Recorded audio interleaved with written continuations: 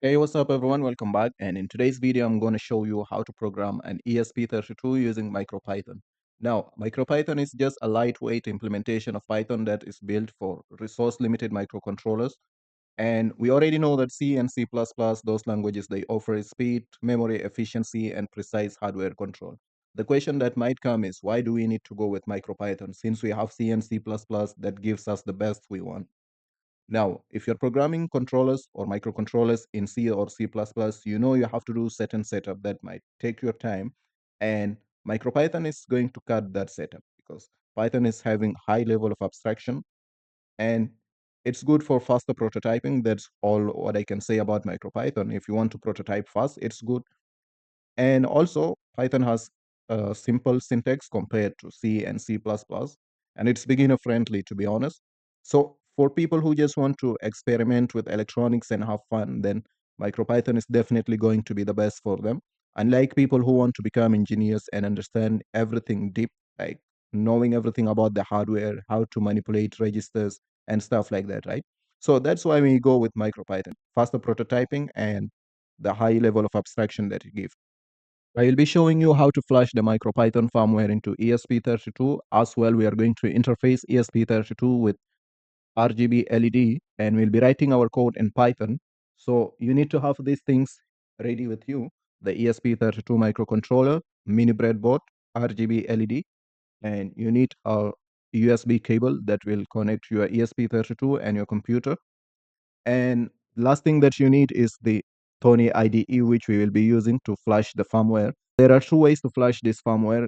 The first way is to get the firmware for your specific microcontroller from MicroPython official website. And if you visit the website, as you can see, we have various development boards or microcontroller boards available here, like the Arduinos, the ESP32, the Raspberry Pi Picos, and all that, right?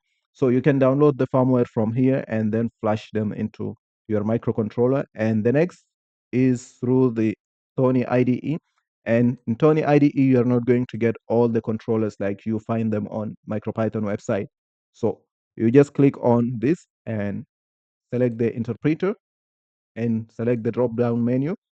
As you can see, we have like the microbit, we have Raspberry Pi Pico, and we have RP2040 microcontroller, which is used on Raspberry Pi Pico. We have the ESP32, ESP8266. So we are going to select ESP32, that is our microcontroller, and you select the port. So what you do next, you just have to click on install or update MicroPython because I have it on my controller. That's why it's giving the option to update. So from the MicroPython family, select ESP, that's your controller, and then you select the variant of ESP that you have. I have the W room, so I'll just click on it and click on install. So to start installing, so it's downloading the firmware now to the microcontroller.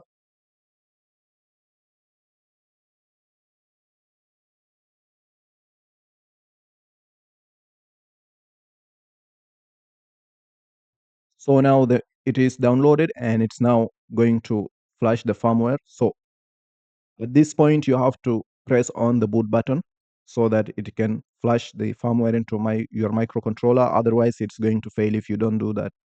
So I press on the boot button and you see it's writing to the microcontrollers. Now we have successfully flashed the firmware into our microcontroller and it's done.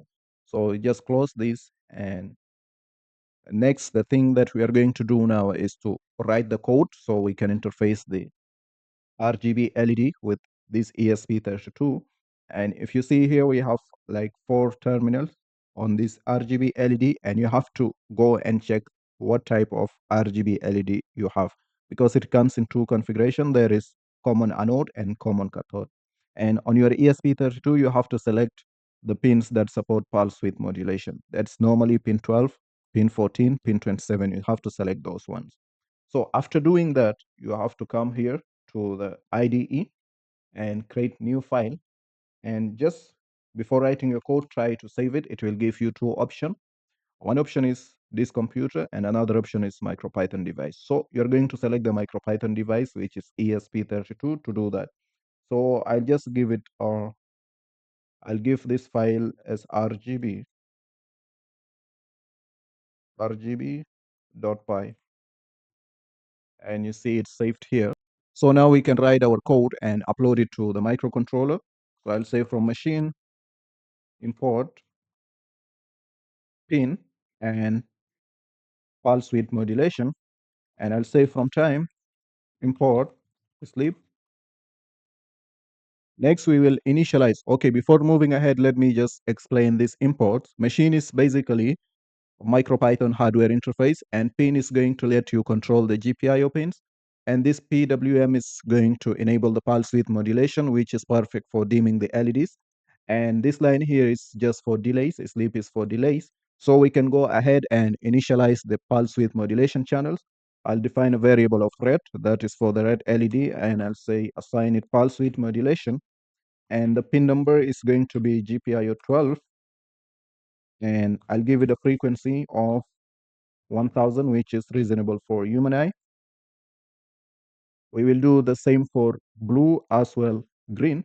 So the next will be green, and green is connected to GPIO 14. Next we have blue, so I rename the variable to blue, and the GPIO is 27. Okay, it's perfect. So each RGB color is connected to different pins here. We have red is connected to pin 12, GPIO 12, and then green is GPIO 14, and blue is GPIO 27. So pulse width modulation frequency is set to 1000 hertz, so the human eye doesn't flicker. And we know that ESP32 pulse width modulation default duty resolution is like 10-bit, that is from 0 to 1023, right? So we will go ahead, and what we will do here, we'll create a helper function.